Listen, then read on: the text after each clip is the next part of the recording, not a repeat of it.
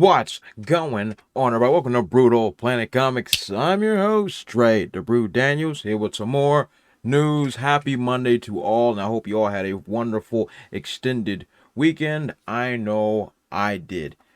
But we're back to the grind. We got some pretty cool stories to talk about. So this one's coming from Sky or SkyNews.com. And this is a very interesting article, actually. So it's talking about Pokemon Scarlet and Violet, which is what everybody's playing right now, and I'm enjoying myself. So we're going to jump into this article because actually it's quite interesting.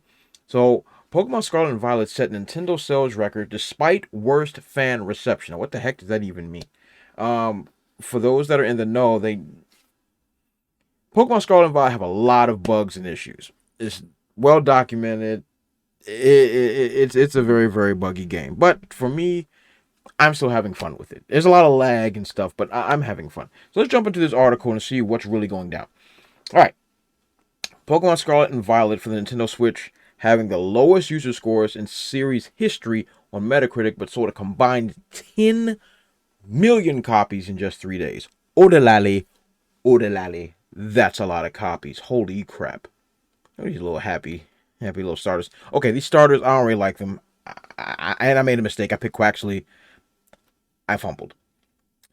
The latest Pokemon games have had the most significant worldwide launch sales in Nintendo's history, despite players complaining of bugs and poor graphics performance. That's true, as I mentioned in the beginning. These bugs are pretty whack. Pokemon Scarlet and Violet, released last week on the Switch, have the lowest user scores in series history on the Metacritic Reviews aggregator website. Previously, the lowest scoring game was Pokemon Unite with an average score of 3.7, but Scarlet and Violet have beaten that with 2.9 and 3.4 respectively at the time of writing. Yeesh. I mean, those scores are pretty low, but but me, I honestly, I don't really put too much stock in critics' thoughts because you already know how I feel about them, but it might be reflecting something. But let's keep going. Scarlet and Violet were mostly praised by critics, with reviews complimenting the addictive gameplay and vibrant colors, and they sold a combined 10 million copies in their first 3 days. But players on social media have documented numerous glitches and evidence of poor graphical performance. That's true. That's very true. It's fair to say that the visuals are pretty lackluster, by modern standards. For our money, they're reminiscent of a PlayStation 3 game from yesteryear. Okay, that I will say, but once again, the Switch is not an Xbox Series X. It's not a PS5. It's pretty much a glorified 3DS. A lot of people have to remember that this is a handheld system. It's not a full-on home entertainment console. It tries to pretend it is, but it is not. It is a mobile game. So, kind of hold that with a grain of salt. All right, during Sky News time with the game, frame rate drops were frequent even in simple scenarios. That is true. And Pokemon and other characters popped in and out of the landscape. The gameplay, which continues Pokemon's transition into a more open world experience, remains enjoyable. I agree. I'm still having a lot of fun. The graphical errors are blindly horrible, but I'm having so much fun that it doesn't really bother me as much. Now, when you're gliding and stuff, yeah, that gets really painful pretty quick. But other than that, I really don't mind it too badly. And here we go. Shoddy graphics raise questions about the Switch's future. Now, let's get seriosa. Some have put the poor graphical performance down to the Switch's hardware. 100% correct. Even the most recent iteration, the premium Switch OLED model, I didn't even know that existed, is less powerful than Sony's last generation PS4. Yes, as I just mentioned, it's nowhere close to the power that Xboxes and PlayStation have.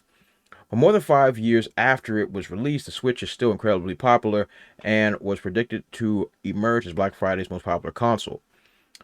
Searches for the Switch were 132% higher than for Microsoft Xbox Series X and Sony's PlayStation 5, which chimes with consistent results showing the Switch to be the top-selling console every year since release.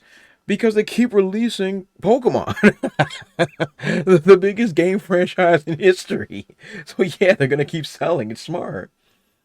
The console is still capable of producing some excellent looking games, with fans looking forward to the upcoming open world epic Legend of Zelda Tears of the Kingdom. Scarlet and Violet's issues have raised questions about the future of the regular Pokemon developer Game Freak, but regardless of the middling reception, Nintendo certainly won't be worried about its financial performance. I could not agree more. Little jokers here. So, what do you guys think about this? Are you surprised that it's selling so much? I don't think anybody is really surprised by how much Pokemon sells. Pokemon is the highest grossing franchise in media history, so I don't think anyone is surprised by that.